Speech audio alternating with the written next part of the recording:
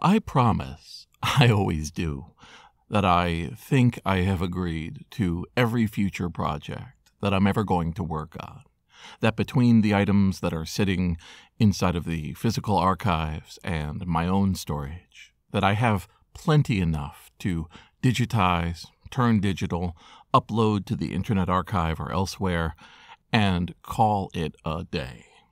But I'll never turn away smaller projects that drop into my lap and ask me to do what I do for a little while and make a bunch of people really happy. So when Kay Savetz asked me to take a couple boxes of VHS tapes, I said yes. It didn't matter what they were.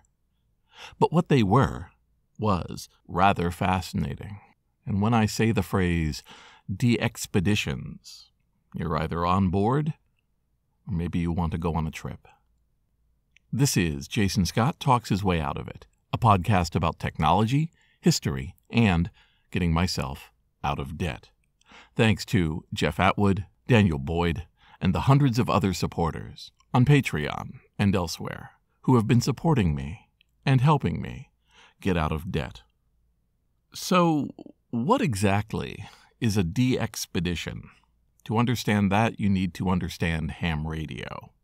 And I'll be frank, I understand ham radio a little bit, but probably not as much as some of the people who will hear this.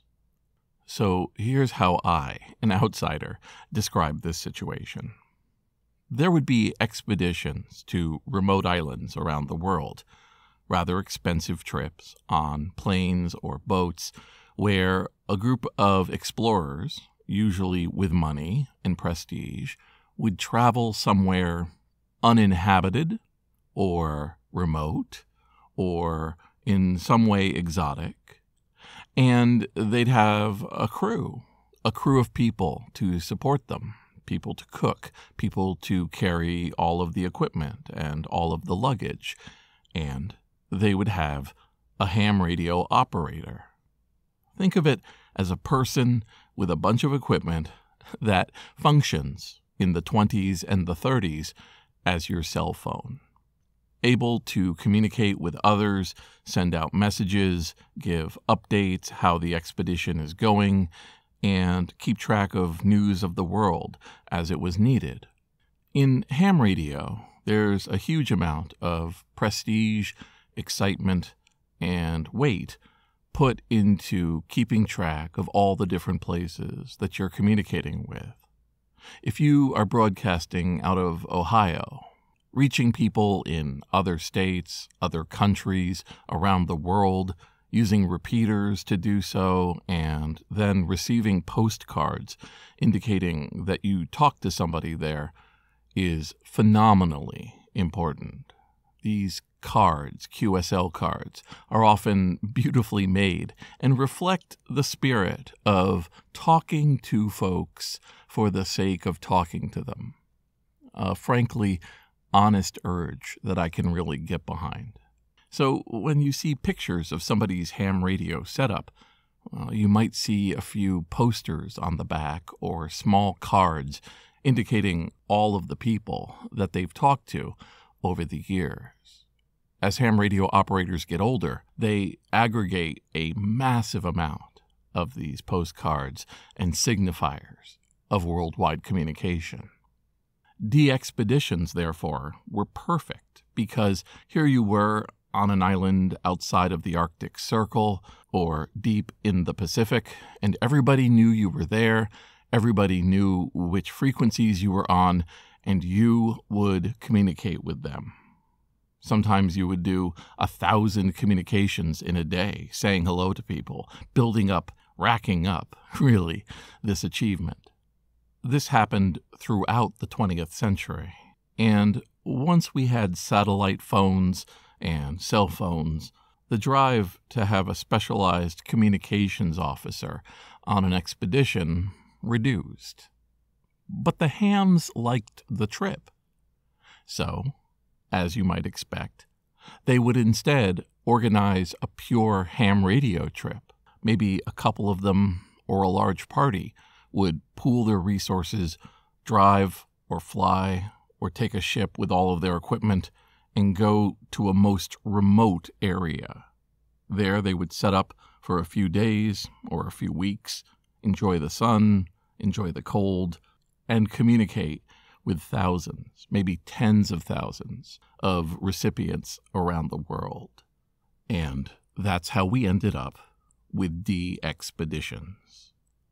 Now fast forward here to the 2020s, and these ham radio groups have been keeping VHS tapes and cassette tapes recounting these expeditions, providing stories, providing slides and video and editing, and maybe even a little bit of music and title cards, giving it a pure documentary feel.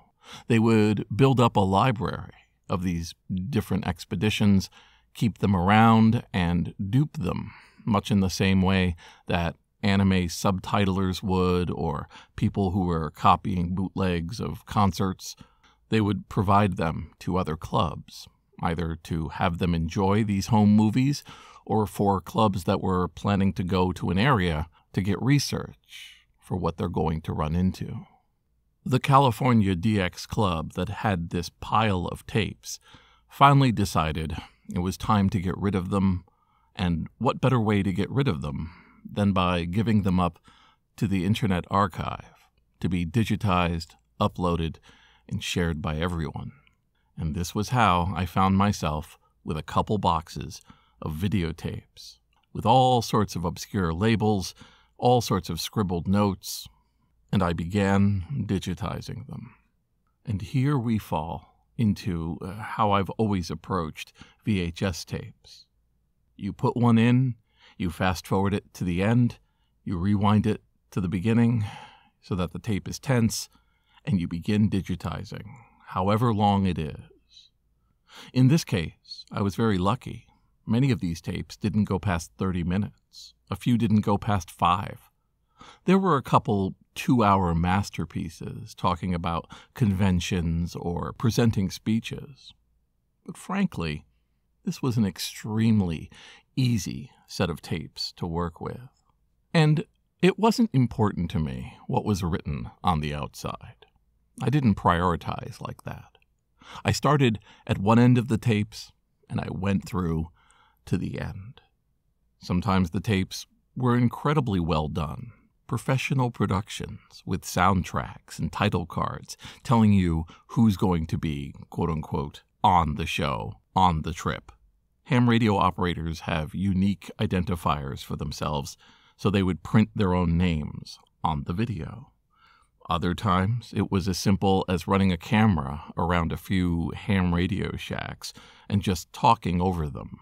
There were people who were telling stories of trips they had finished, and then there were essentially road movies. We would see everything from them getting ready to go on the plane, to talking in the air, to landing, to unpacking, and so on.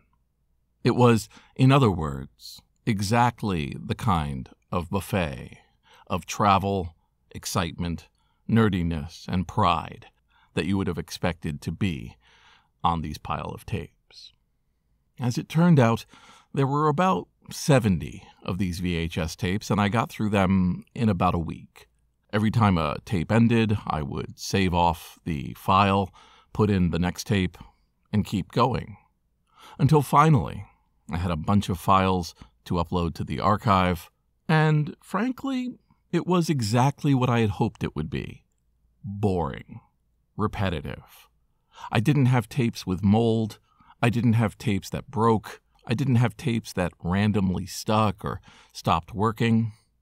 But in some cases, I definitely had flashbacks to the anime fan sub tapes I've done, because some of these trips were 3rd, 4th, and 5th generation dubs, literally showing me network television in 1990 before fading away to a travelogue of ham radio operators. Maybe I'm just getting sentimental, but I've really come to enjoy the honesty of these messed up video signals. Somehow, even with a time-based corrector and the best VHS decks I can find, they find a way to show their character. to flicker, to blur, to bubble, to show themselves as being of a time, of a place, provided for folks to see. And as I've finished these tapes, packed them up, listed their collection number, and prepared to send them permanently to the stacks of the Internet Archive, I feel like I dipped my hand into a flowing story, a story of a century, in which we get to see what it was like to be the kings, the princes of nerdy travel.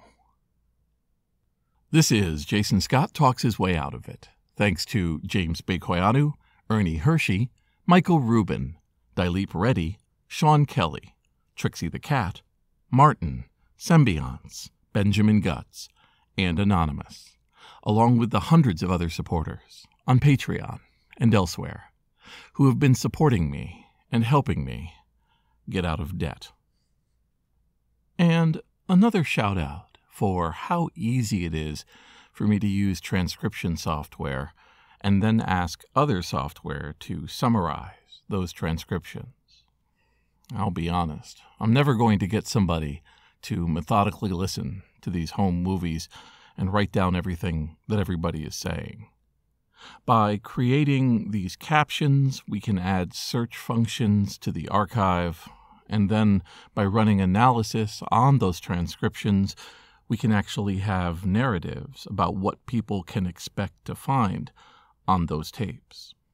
With about 30 to 60 hours of videotape to go through, being able to look for a certain word, a certain place, or something else, to me, that's the difference between somebody starting up these videos and them just staying on a hard drive, untouched, forever.